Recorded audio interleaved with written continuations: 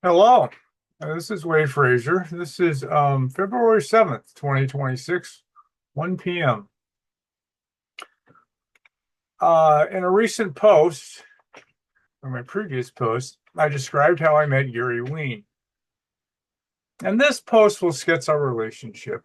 So when I met uh, Gary in 1989, we became friends for the rest of his life. For the next 15 years, we were friends. Um, and I met him, and in fact, the first time I met him was the only time I actually met him in the flesh. And so our friendship became mail and phone calls and emails after that. But I'm going to sketch our relationship, and I'm going to start with describing our meeting in some detail. I don't think definitely not in video, and I've only described some of the events from our discussion. So we met at a donut shop across the street, literally kitty corner across the street from Ventura County's county center, which hosted the jail where Dennis sat, and then Dennis Lee, my partner, and in the courtroom, which changed my life as they tried to intimidate me as I was testifying in kangaroo court. I had worked at the county center for 6 months before I began my career in Los Angeles several years earlier.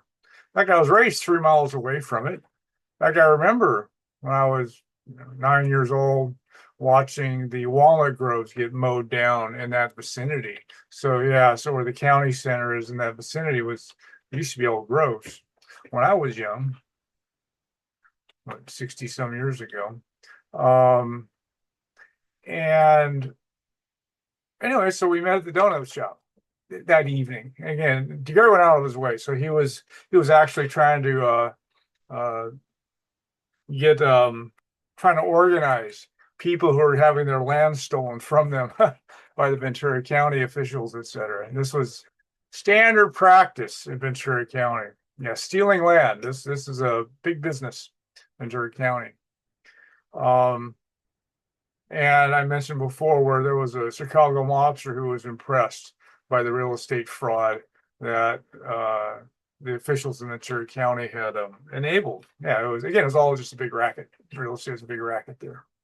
Um, and Gary was extrememely friendly. And again, I just started off by asking, what can I do? I said, what can I do to save Dennis? I asked if there was somebody in government anywhere in the United States who could help. And I was willing to camp on a senator's doorstep or any other organization, ACLU, anything. And Gary gave me the best advice I could get, which was that nobody would help. And none of the NGOs, yeah, nobody would help us. And he said what was happening to us was normal in the United States. Yeah, American officialdom is one big corrupt club. And I actually didn't know at the time that Gary had just recently spent time in Washington, D.C., trying to stir up things in the wake of publishing his book, which he published only, in 87, the year before Dennis was arrested. And in fact, Gary delivered his book to all 100 U.S. senators. And one of the many times I've watched activists like Gary petition politicians, et cetera, hoping for some kind of redress. And they never do. Yeah, it's always, it's just exercise in futility. I've seen this over and over and over and over again over the years. And when Gary told me nobody would help, we could have ended the conversation then, but we actually talked for hours, 2, 3 hours, something like that. And it was mostly me listening. So Gary was 67, I was 30. So I was a young pup, and Gary was the grizzled veteran. And telling me again, I was incredibly privileged to be sitting there listening to Gary tell me what he told me. And Gary began basically, he said the only reason he was alive was because he never broke the law. I mean, he wouldn't even go 1 mile over the speed limit. So he said, because he said that if he broke any law, no matter how inconsequential, no matter how onerous or tempting it was, that was what the gangster officials in Ventura County would give him their justification to murder him. So yeah, they murder people a lot there. So Gary was like, again, Gary was risking his life doing what he did. And he said, in fact, he actually did survive a murder attempt, which I'll get to a little later. And Gary, I mean, he talked about how, again, he had been waging lawsuit after lawsuit, in Ventura County. Um, and in fact, LA, I think also federal court. I mean, and he said he had to become his own attorney because any attorney any attorney that decided that they would take Gary on as a client, they would soon get a phone call that would threaten them with disbarment. Yeah, so any attorney that represented Gary would be threatened with disbarment, so they would resign from the case. Yeah, this is total gangster stuff. And then Gary said he would make filings with the court, and the clerks in the back would just put his filings through the shredder. And it didn't matter if Gary had a receipt, showing he made this, they'd lose it, or there'd never no record of receiving this kind of thing. Yeah, in fact, I saw this with Dennis. So the court would lose Dennis's filings also when he was in jail. So this was a standard practice. Just lose stuff, put it through the shredder, and then say, "Oh, we never saw it." I think, in the end, how it worked. So this was really something. Yeah, so a lot, quote, lost filings. In fact, I heard the judge, actually one of Dennis's hearings, Dennis's judge actually said, yes, Dennis's filing, what you want to get ruled on, they lost it. Yeah, yeah, this is standard record keeping in Ventura County. They just lose critical filings and stuff. Just another day in Ventura County. And worse, so Dennis Gary, during our conversation, he told me how the courtroom stenographers would actually alter and erase his testimony. Yeah, so he'd be on the witness stand saying something. In fact, he mentioned an incident when he said some sensational revelation while on the witness stand, and he watched the court reporter actually make a gesture to the judge, and she wouldn't flip back through her tape. Anyway, they erased his testimony. So they just erased his testimony that he made in the courtroom. Yeah, the subsequent transcript didn't have anything on what Gary just testified to. In fact, Gary said he actually had smuggled in a tape recorder in his coat to catch them doing that. So he was recording his own testimony on the witness stand to catch them doing this kind of stuff. And it actually wasn't as bad as Rodney Stitch reported. And I've discussed Stitch before. So Stitch was this FAA investigator who stumbled into mind-boggling corruption of covering up aircraft disasters and stuff by the FAA and the government and the airlines and this kind of stuff. He got way over his head. In fact, got kangarooed into prison in California by CIA and friends. This kind of stuff. And Rodney said that he saw transcripts get altered to actually show the opposite of what the testimony was. Yeah. So talk about making it up as you go. Yeah. So the courtroom testimony, they would alter the transcripts to, in Gary's case, erase it. And in Rodney's case, actually make the testimony say the opposite of what really was testified to. Yeah. This is how they do it in California. And Gary discussed, again, I could go on for days about incidents in the book, in Gary's book, etc. What he would describe, and again, he'd be describing incidents I was aware of, big news, this kind of stuff, and again, name names of fathers of my childhood, people I was raised with, and this kind of thing. And yeah, Gary, like Dennis's first attorney said, it was a who's who of Ventura County. And again, when Gary was railroaded out of his career because he refused to frame people, he bought a gas station and an attached convenience store and bar and grill. And he used his retirement nest egg to do that. So he was railroaded out of his career, and so he did that. Yeah, he was what was he, about 50? Yeah, he was 49 when they railroaded him. So he still had to make a living. And so he ran it. And in fact, as I read once upon a time, Gary's book, actually, kind of like Dennis. So when Dennis was in jail and like in solitary confinement, etc., that's when he was slowed down enough to actually write his first book. And he wrote it, longhand on legal pads and got it out to his wife, who typed it up. In fact, even smuggled some of it out to his wife, who typed it up. It was similar with Gary. So Gary actually, same thing, writing on legal pads while between customers at the gas station, he was writing his book, and then his wife would type it up. So yeah, so Gary and Dennis have been slowed down enough to where they could spend time doing that. the chronicling their adventures, their unbelievable adventures.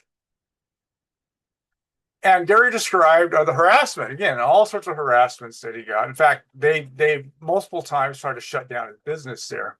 And one of the times it was a surprise food inspection to try to close down the bar and grill.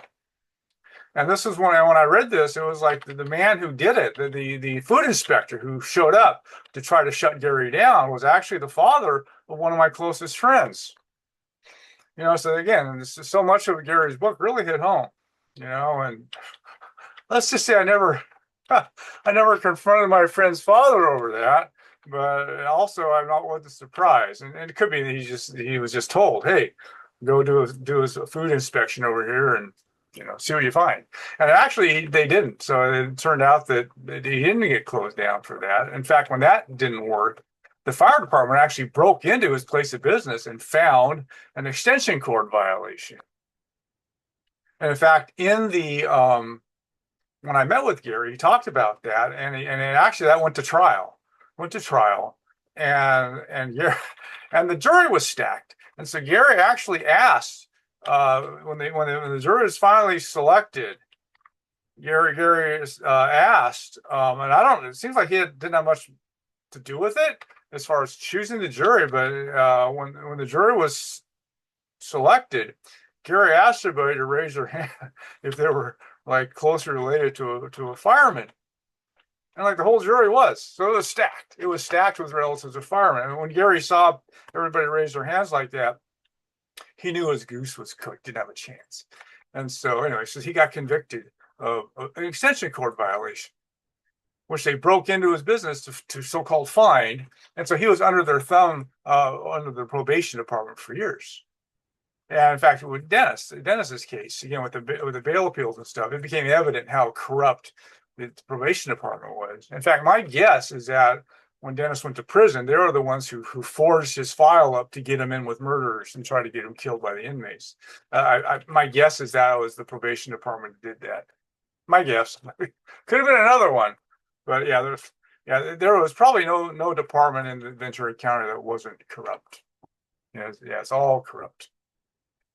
And Gary told me, he said that they plan to put Dennis away for a long time, 20 years or more, so that he would never think about doing anything in the energy field again. And Gary suggested that I refile my civil rights lawsuit. And after our meeting, actually came by my house and borrowed it, which I never saw again. I didn't mind, because I was not going to go that route again. When Gary, I didn't think I had a prayer trying to take them all in their own courtroom. I mean, really. Gary became his own attorney, but that was on a path. And again, time was of the essence. That was a path that that was not a viable path as far as I was concerned, or at least I wasn't willing to do that. I was picking up the pieces of my broken life.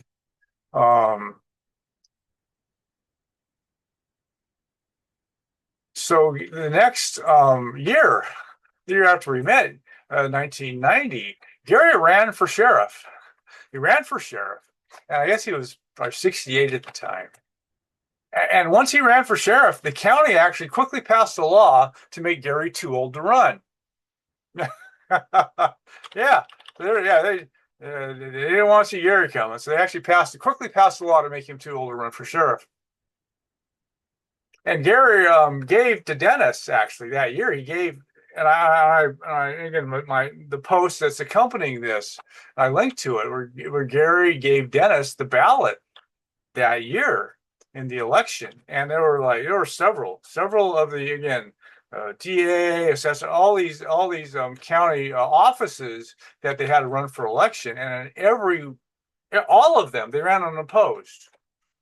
So, so nobody tried to run against the officials, and this was a well-oiled political machine, incredibly corrupt, and probably the same way today, be my guess.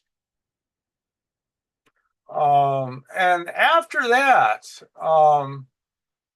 I don't remember. It's possible after Dennis got out, Gary and I talked again. But I don't. I doubt that Gary and I communicated again until actually I wrote a book about my adventures a couple years later. I sent it to him, I think in 1992. And Gary, he may, again, this is before the internet and email, etc. And Gary, I got a letter from Gary said that he read my book twice. I was enthralled by it, and then we had phone calls. So over the years, we had a number of phone calls. So I lived in Ohio, and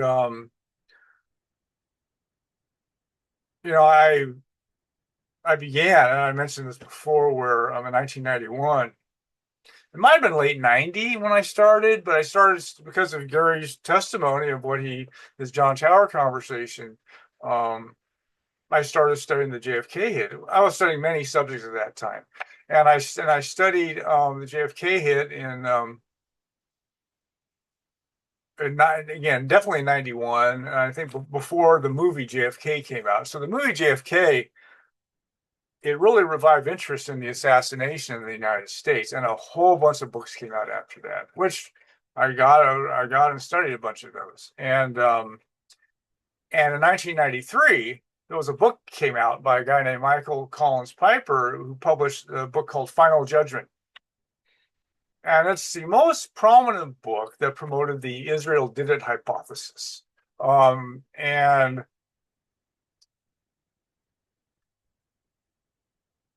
Gary, reading more I wrote about this. So basically, Gary, when he published his book in 1987, he went to DC, and he got all 100. All 100 senators received his book, and he also walked into the offices of a newspaper called The Spotlight, which was there in DC. And it turned out I subscribed to it. And so, again, I was studying everything. So I studied right wing, left wing, everything. And The Spotlight was definitely an anti-Semitic publication. And anyways, and Dennis walked into the Spotlight's offices and to give him the book, etc. And actually, they had a meet with Piper, and Gary gave Piper the idea for the Israel did it hypothesis for the JFK assassination. And then in 1993, this is 6 years later, Piper actually published Final Judgment, which was the Israel did it hypothesis. And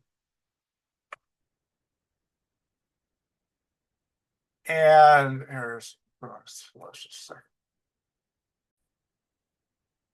Okay. So also, I believe it was 91 that Gary was Gary repeatedly tried to stir things up in Washington, D.C. With the revelations of his book, particularly the John Kennedy assassination. And that wasn't the only thing, but definitely Gary has some things to say about that. And John Tower, he was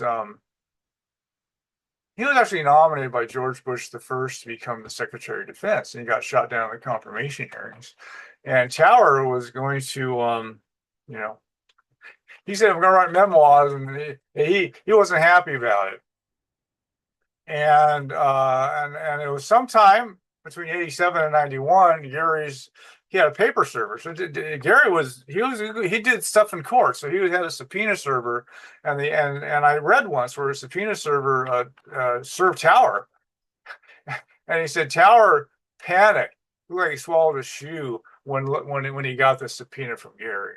But Tower came around, and Gary wrote that Tower was going to testify. Gary was lining up hearings there in D.C. to discuss these revelations, and Tower was prepared to testify. And then Tower died in a plane accident in 91. In fact, the day after, John Hines, another senator, accident, another plane crash accident. Yeah, 2 days in a row, senators died. And then, in fact, Audie Murphy died in a plane accident in 1970, 71. And so this is, in fact, in Gary's book, he wrote about how in Ventura County, they would sabotage planes and that would crash and would take out people they were trying to take out. So yeah, so ensuring plane crashes was a favored tactic by the people around Ventura County. And it looks like others have the same trick. So that was, yeah, a lot of coincidental plane crashes happened in those days.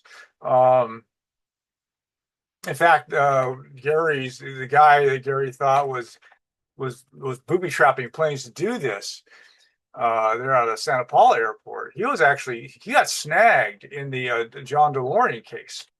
And so yeah, he got involved in he was part of that drug deal, etc., with the DeLorean case. And well, he was a fixer for these gangster judges. So the gangster judges made sure he never testified. So he disappeared from the trial.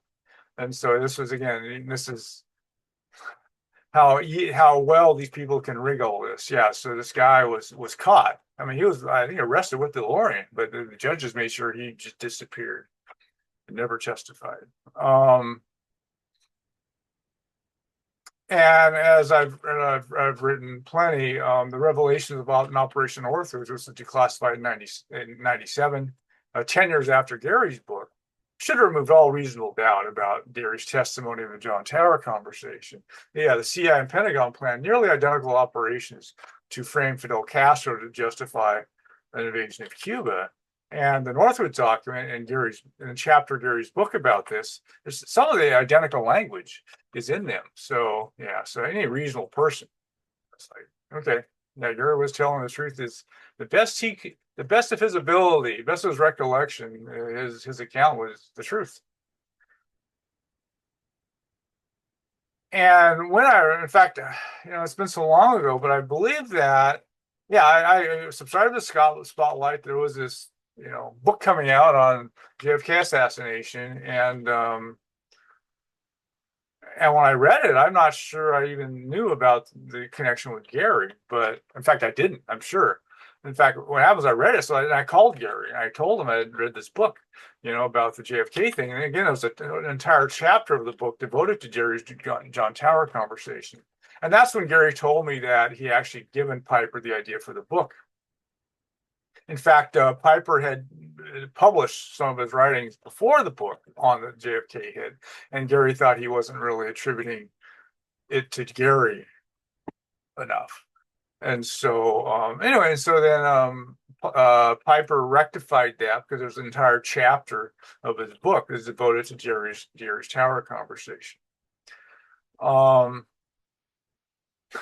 I'm sure Gary and Michael patched it up on the other side. Yeah. So again, Piper also had an untimely death here over 10 years ago, I believe. Again, these untimely deaths, a lot of untimely deaths around this kind of stuff. Yeah, and people there are suspicions that his death wasn't natural causes. And again, so Gary, his idea was that Jewish mobsters were involved with the JFK hit. In fact, he thought they were the masterminds, and in fact, Israel. So again, Menachem Begin. Again, so Gary surveilled Mickey Cohen, and he saw Cohen with Jack Ruby a number of times. Also with Menachem Begin, who became the Prime Minister of Israel. In fact, he tailed Cohen and Begin to a meeting with Melvin Belli. In fact, Cap Weinberger was also there. And when Belli became Ruby's attorney after he shot Lee Harvey Oswald. In fact, Dennis, when Dennis was arrested, he sought Belli's representation. Belli wanted $250,000 up front, but he defended Ruby for free. And so yeah, he was a mob attorney. So yeah, this was his doing a favor for his mobster buddies. Yeah, not unusual. And so for me, I've written about this plenty. I think that if Israel was involved, they were more muscle than masterminds. And even Gary, even if they still call it interposed, Howard Hunt's operation, I just don't think that was all of it. In fact, Daniel Cena's testimony, which I posted about recently, makes it clear that Alan Dulles uh, gave the go ahead. Alan Dulles certainly wasn't under Israel's thumb. And so, yeah, and there were plenty of domestic interests that wanted him dead. But I said, Jewish mobsters involved in the murder, I'll buy that. Absolutely. Even though Sheehan said it was mostly Cuban exiles who were the trigger people, etc. Again, well, I don't think they'll ever be unraveled. For all the details, what really happened, I don't think it's ever going to come out. It was just too long. Over 60 years later, it was all this covering up going on. Yeah, I don't think the full truth will never be known, but you can be certain that Oswald was not the lone assassin, which makes our whole system a farce. And in fact, Warren wrote that. The Warren Commission warned. He wrote that if it was all cover up, then our system is just bankrupt and has no credibility. Yeah. So I mean, Warren actually wrote that, and so yeah, it was a big cover up, and so yeah, and Alan Dulles led the cover up in the Warren Commission. So yeah, our legal system has no credibility. And I remember one time calling Gary at home asking for him, and his wife said he was out, and she said Gary was a fighter, not a lover. But yeah, so Gary, yeah, he went down swinging, So he was, yeah, he kept giving it the good fight. In 1996, Gary published his second edition of the book, which was really the final one in his lifetime. And I bought several copies from him because my original copy was falling apart. And in fact, several years ago, there we go, a hardback version came out. Yeah, the ones Gary's published were very cheaply made, so they just fell apart. So this is a hardback. This one I'll have the rest of my life. And so, yeah, so I put it in front of the camera there. Anyway, so I think it's only $40 now. The old paperback one was like 700. In fact, it was 3,000, I think, at one time for a copy of that. Yeah, my 87 version is not well. And I could, and so the events, again, there's so many events in Gary's book that I was familiar with, and the people, many people I was familiar with. I said, I grew up around some of the fathers who are named in it. And Gary actually survived a murder attempt himself in his front yard. And Gary had, again, his lawsuits. So he did a lawsuit that was holding up the issuance of the revenue bonds to build the county center. And so, and Gary's, again, big part of his book is the county center was this huge defrauding of the taxpayer because of and I'm going to throw out a number like maybe $50 million was spent to build the county center, or at least $10 million just lined pockets of corrupt officials, judges, and these kinds of things. And so, so Gary was quite a gadfly. And so, literally, there was some assassins that tried to murder him in his front yard, and Gary was armed though, so they traded fire and sped off. And of course, there was zero investigation by the county. The sheriff's deputy said, "Oh, there's some firecrackers going off," or this kind of stuff, right? It is, we didn't quite kill you, but we're certainly not going to investigate it. This kind of thing. And in fact, Gary realized, he learned quickly that if he had been killed that day, it was like I do on a Sunday, then Monday, his lawsuit would have been dismissed, and the bonds would have gone off without a hitch. So Gary was learning how he was really a gadfly and a fly in the ointment. They were trying to kill him to get him out of the way so they could keep defrauding the taxpayer. Yeah, this is good old Ventura County. And and Gary's book, there were a lot of funny parts, a lot of humorous scenes. Again, like when Cohen wired the Bedford sound between Lana Turner and Johnny Stompanato, and then tried to do the same thing with Marilyn Monroe and JFK.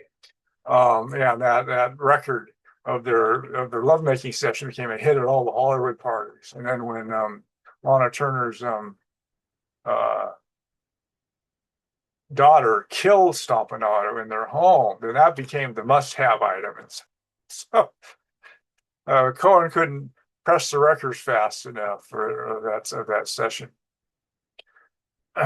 And one was particularly, again, there were a lot of instances there was so much, it was the county I grew up in, so there's so many instances I could relate to. And one of them, kind of funny. So again, so Gary, this is when he was back to the district attorney's office there in Los Angeles as a criminal investigator, and he had again Mickey Cohen under surveillance and Mickey Cohen's hoods. And so Mickey Cohen's hoods went to a restaurant, and Gary and his partner were tailing him. And actually, they actually had got a table, across the room from Cohen's hoods. And then Gary saw Bud Smith, walk into the restaurant and then sit down with those hoods. And Gary recognized it. Again, I've written about this guy. He was a gangster. He was the biggest developer in Ventura County. And again, my father later told me that people who crossed him would disappear. And so anyway, so there's Gary and his partner are tailing Cohen's hoods to this restaurant, and also they're meeting with the biggest real estate developer in Ventura County. And I was like, oh, what's this all about? And then they look across the room and they recognize there's a couple of guys from the Federal Bureau of Narcotics who they knew sitting across the room.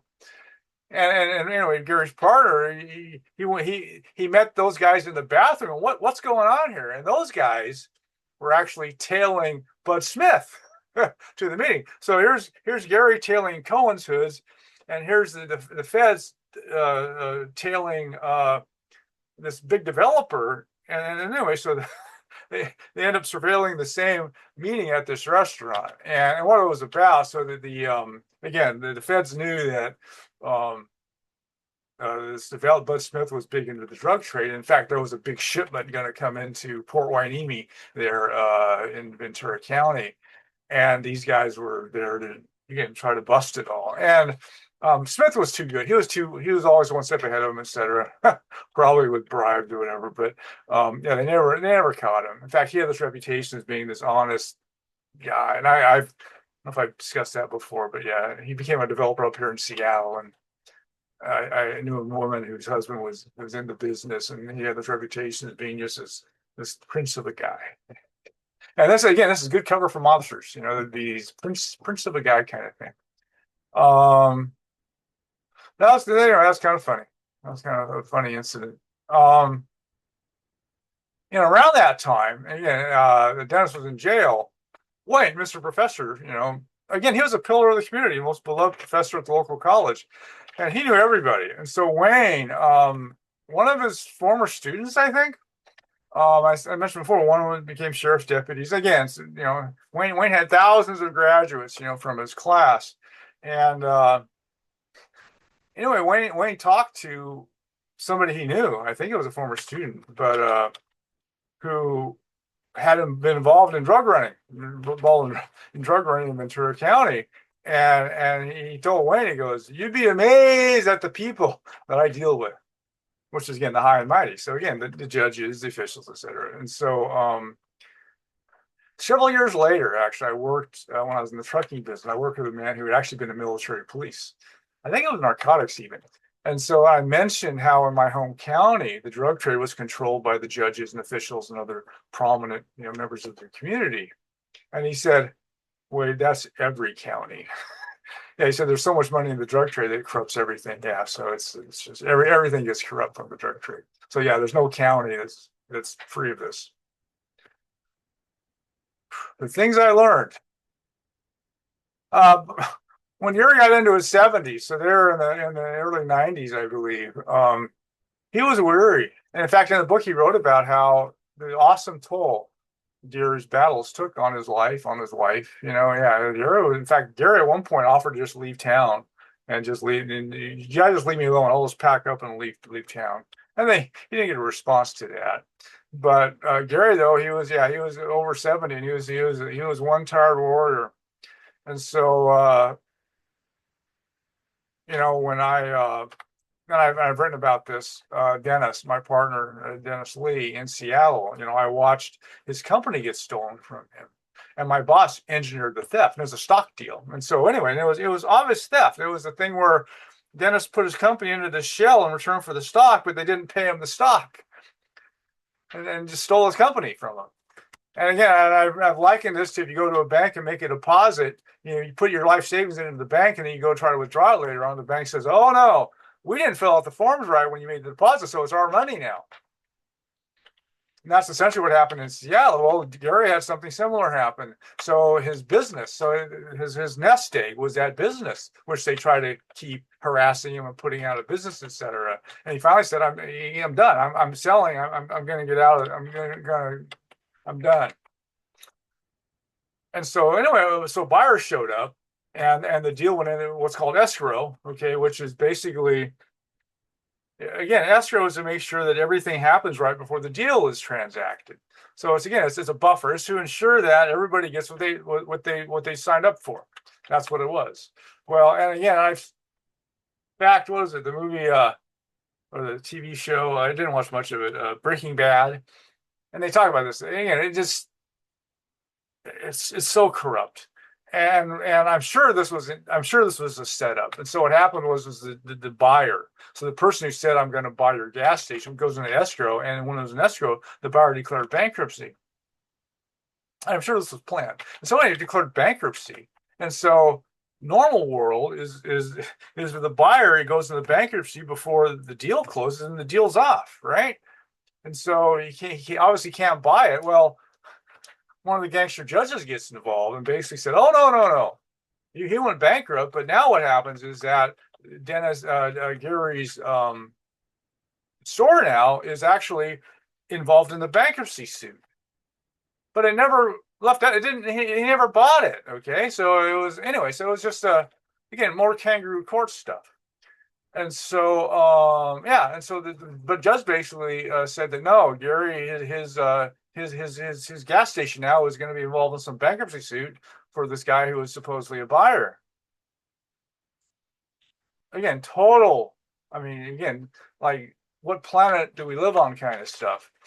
And anyways, and Gary moved to Oregon because Gary had put his business in his wife's name years before, and so she was the actual owner. And anyway, and the judge, they actually issued a warrant for her arrest, so to compel her to give them the deed to her business. Yeah. And so this is, so basically, and as far as I know, they stole his gas station, his business from him. Yeah, so it left him destitute. Yeah, so the last years where he basically was destitute. And so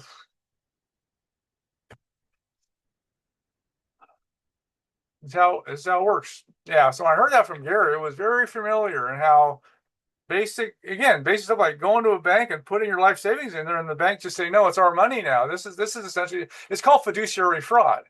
And so this is fiduciary fraud by the escrow company. Yeah, so again, corrupt everywhere. And so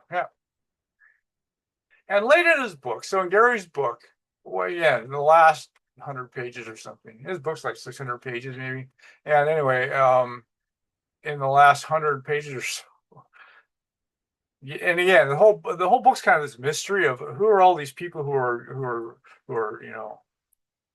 doing all this gangster stuff and all again, it was kind of, again, Gary's book was kind of a mystery book to a degree. It's like there was all this corruption, but who's doing it? This kind of stuff. And near the end of the book, he goes, "It was the Jews."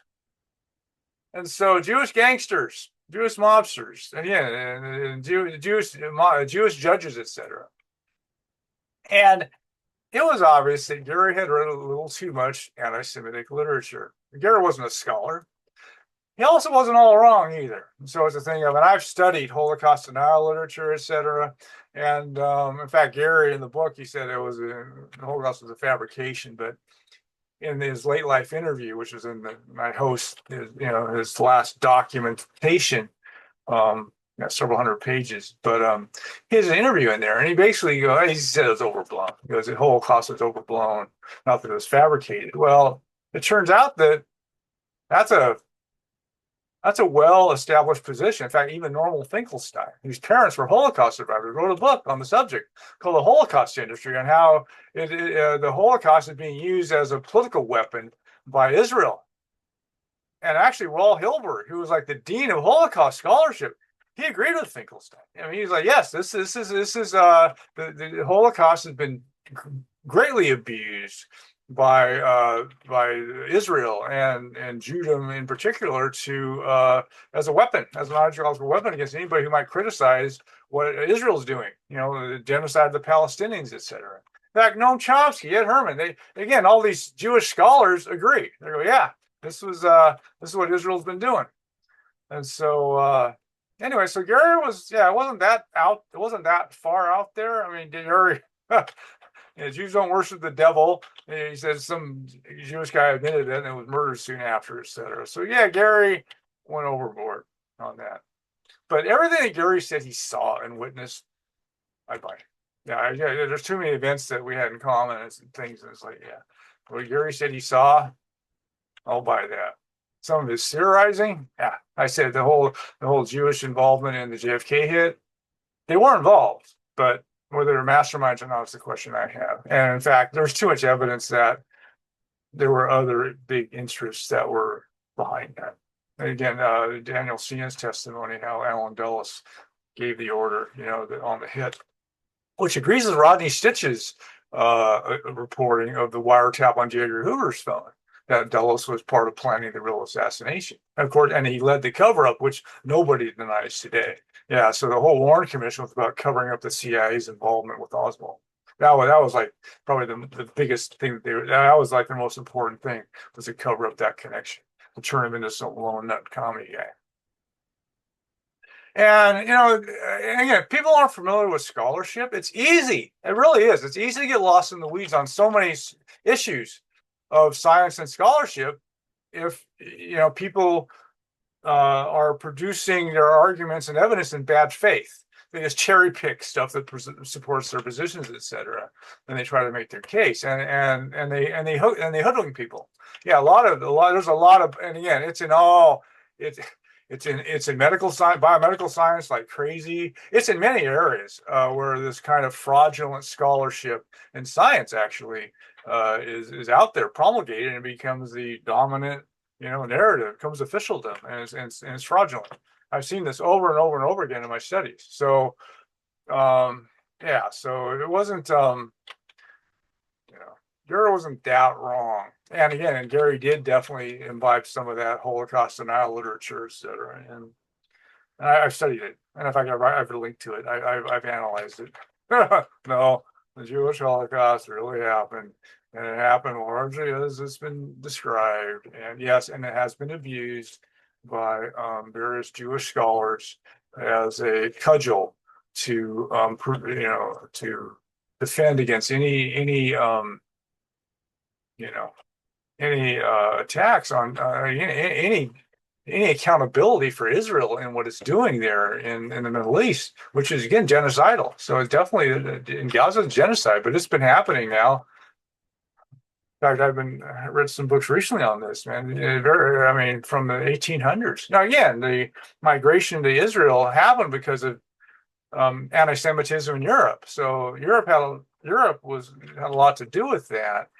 But also, it was a thing where Jews were essentially white people who could be our allies in the Middle East with all that oil, et cetera, and the British mandate, et cetera. This was all, yeah, the British were like slaughtering Arabs a century ago. And so it's something that, long before Israel was established, this stuff was going on. And so, anyway, so Gary wasn't as far out there as it might seem. Although, yeah, not a scholar. In 1997, I moved back to Seattle, and I began the studies and writings that mostly comprise my site today. Again, I've made definitely in 2002, I kind of finished it, but my biggest essays are since then. But really, the bulk of my writings are really pre-2003. The basic thrust of my site is that. And Gary and I had a long phone call, and it was like 98, maybe something like that. And his wife got on the phone. It was friendly again. I love Gary, loved his wife, and it's the thing where, and Gary wanted to come visit me with his wife in their camper, and he wanted to come up from Oregon, right? So it's a couple-day drive, I suppose, for him. And he needed some land to stay on, and I lived in a condo at the time. And it was just, I would have loved to have seen him, but it was a thing where I couldn't put him up. I couldn't. There was no place for me to put his camper. It had been, yeah, and so it didn't work out. He didn't come up, and it was just that was one of the sad parts of my life that we really didn't get to meet again. And I really wish we had. It would have been wonderful. And I just, yeah, that's one of my. I try not to have any regrets, but that's an incident that, yeah, I wish I'd have seen him again. Um, and around 1999, so I started publishing. The site became my site today. Around 1999, I started publishing stuff. In fact, 98, I started publishing stuff, not on, but I actually didn't revive my site till 99, I believe. It was didn't exist for a few years, and then anyway, and I started hearing again. Those are innocent days of the internet where I had my email address right on my website pages, right? And so I took on everybody for years, several years. And again, if I had buddies today, that's how I originally met, was that way. And anyway, a former Ventura policeman began following my work, and I started hearing from the guy. In fact, he eventually visited me at my home there up here, and he told me once the Dennis's first attorney, the one that again didn't defend Dennis so hard. He he told me once that one Sunday morning when he was on the beat there in downtown Ventura, Dennis's attorney was in a drunken stupor, sleeping like on the side in some doorway there in downtown Ventura. And then the cop knew that this guy was, again, he was a prominent attorney in Ventura. And so instead of taking him off to the drunk tank, he actually shepherded him home and sort of got him home safely. Yeah, it was kind of funny hearing that. And anyway, I discussed Gary with him, and so then he eventually bought Gary's book. And it was like a few years later, I think it was like 2, 3 years later, he finally bought Gary's book. And I warned him. I said, you're gonna find a lot about that book you're gonna like, but Gary goes off the deep end on Jesus before the book's over. Well, anyways, this guy, he gets and he starts reading it. Well, I'm getting emails from him as he's reading it, and it was revelatory to him. In fact, one of the outrageous incidents in Gary's book happened outside of a courtroom. And this policeman, he was there. So I watched this happen that Gary would write about. So anyway, so there's more validation that Gary was truthfully reporting his experiences. And this guy, and the people Gary was naming this policeman was like, he bought it. He goes, yes, definitely. Yeah, this is all good stuff. And then anyway, then he got to the part where Gary goes off on the Jews. He's like, oh, wait about this, and so around that time, he actually asked me Gary's contact information. And it was the first time that kind of somebody asked me something like that. And again, been in my home. And so anyway, I gave him Gary's email address. And again, back to regretting that. I think I regret doing that because he copied me in. So he copied me in on an email. Yeah, asked Gary to provide his references on what Jews were versus the devil, the Holocaust was a fiction, blah, blah, blah. And I was just, and again, I felt really badly for Gary that happened. In fact, Gary soon contacted me. I'm sure wondering if it was good between us, and it was. And it was a thing where, yeah, I shouldn't have given out Gary's information to this guy, even though he seemed to be on Team Gary. And so, yeah, Gary didn't need that. And anyway, it was good. And so, yeah, Gary would never lose my love and respect. He was, yeah. He's in my pantheon, one of my heroes. And then I think it happened in 2002. And we had a brief exchanges. Gary was making sure it was good between us. And then, I think that was the last time I actually contacted Gary and I had contact, I think. And he died like 2 years later. And so, yeah, that was really sad for me. And in fact, and then Wayne died in 2002. His life shortened because of what he had been through with me and Dennis. Ruined his life. This is another shortened life. In fact, it sent me into the dark phase of my midlife crisis with Wayne dying in May of 2002. In fact, I stopped interaction with the public a few months earlier because, again, back to my innocent days of my email address on my website. After 9/11, the United States went insane. And so I started getting all sorts of vicious attacks. In fact, the most vicious attack was actually by this childhood friend of mine who I've mentioned before, who in fact, Jewish, but he yeah, I was, how to say it, I had visited realities that he couldn't comprehend, and he wanted to try to compete with me in his understanding of how the world worked, but all he could do was parrot the evening news, and that's something I'll discuss at a later time. But anyway, he attacked me and actually tried to go after my relationship with my mother, my fragile relationship with my mother at that time, and then that was the end of it. And me and him, that was the end for us. And not long after that, I was actually contacted by an author, a channel. There's an author who was a channel, and she channeled Jesus. And Jesus told her that there was some oracle out there in the world named Wade on fluoride. Well, I had published an article on my essay on fluoride it had been out there for a few years by that time, several years. I think I published that in '98. And so, anyway, she was prominent for it, and she contacted me. She said, "You're the Wade that Jesus talked about." Yeah, I get some strange stuff coming to my doorstep, and this was one of them. One of them, she seemed like a really nice lady, etc. And again, she was prominent at that time after her book was published. In fact, Brian O'Leary, I had Brian get her book and stuff, and I saw it at his home. So, anyway, so this was, this is maybe 2003, maybe. And so anyway. And what happened was she wrote a bunch of, she was being interviewed. Again, she was kind of a media figure for a while. And another internet pal prevailed on me to forward a critique of her work to her. And again, I was like, I wish I hadn't done that. And so anyway, she got super irate. In fact, that's kind of the end of her and me when that happened. And that friend decided to cut off contact with me as I write my big essay back in 2013 because I wasn't buying, the Velikovsky framework and all this other stuff. He thought I was being Mr. Orthodox instead of Mr. Fringe. And he wondered where I lost it when I didn't get it. So anyway, so I had so many relationships that came and went with my public work. That's just how it goes. But I'll never again let somebody use me in that way. If they want to contact people that I know to criticize them, they're on their own. I'm not going to help them do that. So that was lesson learned by me. Ironically, and so this thing with Gary happened. The last contact with Gary was back in 2002, and the next year, the United States invaded Iraq, and Jewish neocons such as Wolfowitz and Pearl were flogging the empire to go and invade Iraq on Israel's behalf, by and large, I would say. And the police, in fact, the last time I heard from him, that policeman emailed me and he goes, was Gary right about the Jews after all?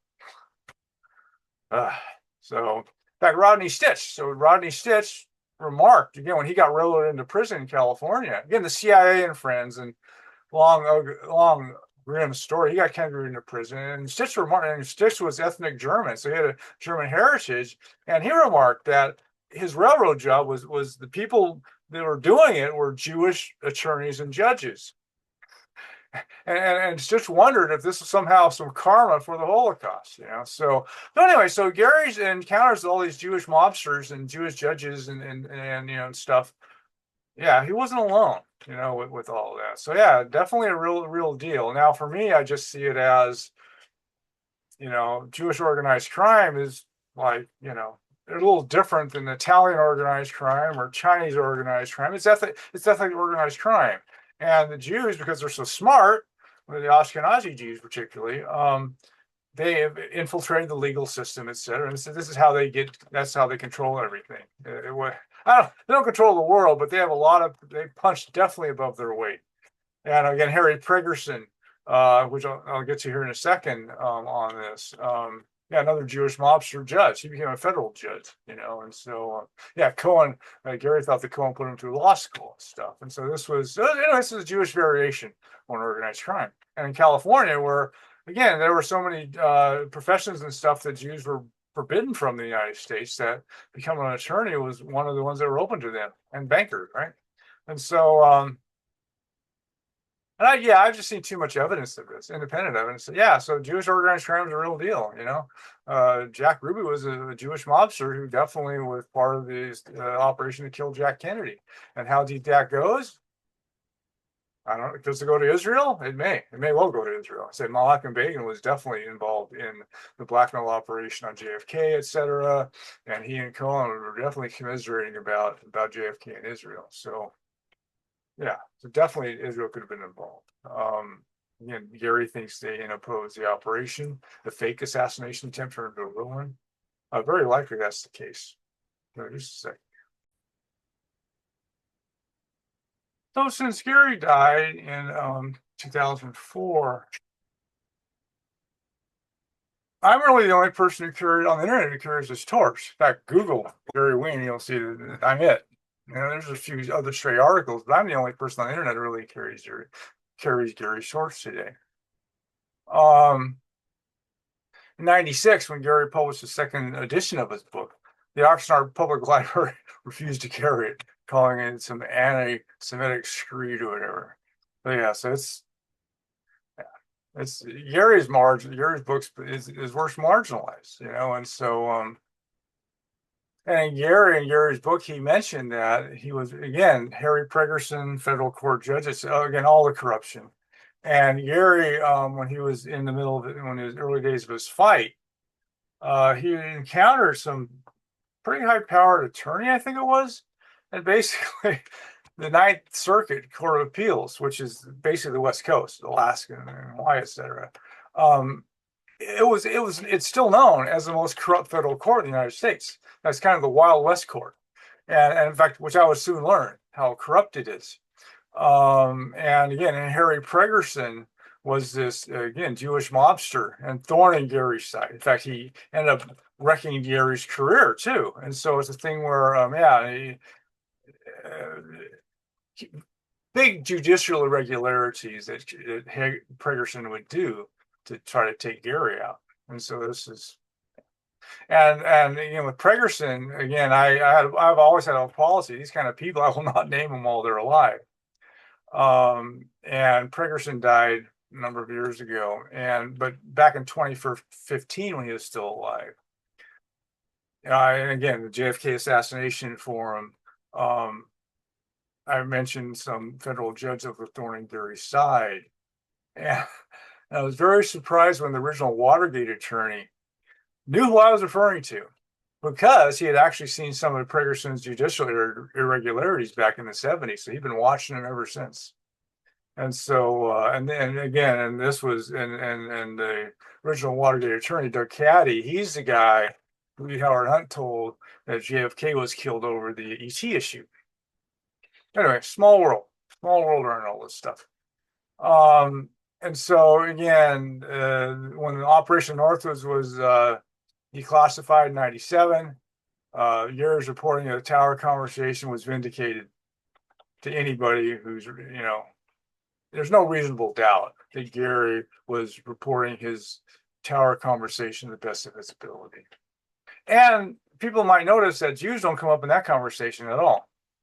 The only real certainty you take from that is Oswald did not do it. And in Gary's account, though, still languishes on the margins, even in the JFK assassination milieu, even though the most prominent theories today are essentially Gary's story. In fact, I linked recently did a post on Daniel Sheehan's account, which is, again, it's basically Gary's story. So yeah, so JFK was killed in a backfired fake assassination scheme, which Oswald was rooked into, and he was definitely the patsy. And in finishing this, when the night was the darkest, Gary went out of his way to help me, and he gave me advice that was critical for my springing Dennis out of jail a couple months later. So, yeah, Gary's that alone, he has my eternal gratitude, and I will carry Gary's torch the rest of my life. And so, yeah, so Gary was, as his wife said, he was a fighter, not a lover, but I loved Gary. And Gary he gave it the good fight. And so, yeah, so that's all I have to say about Gary for now. So, bye.